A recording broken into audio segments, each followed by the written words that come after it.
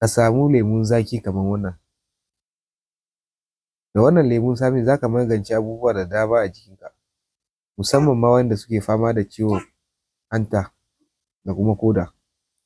Idan ya kasance kuna aikata wannan sirrin da izinin Allah za ku warke. Yana kuma maganin rigakafi da yawa a jikin mutum, za mu faɗa. Idan ka samu lemun tsami za ka samu kodayaushe za ka samu 'ya'yan habbatu sauda. Sannan sai ka ɓare lemun nan ka yanka shi tsakiya sai ka sa su a tsakiya. Sannan sai ka ci. Haka za ka ringa yi, ka daure ka ringa yi ko da a sati sau biyu. Idan kana jarraba wannan sirrin za ka magance cututtuka daban-daban a cikin jikinka.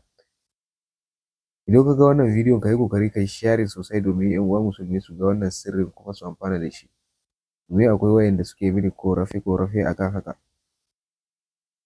Kamar yadda muke magana a kodayaushe dangance da lalata asiri, maganin da yake lalata asiri to an hana shi.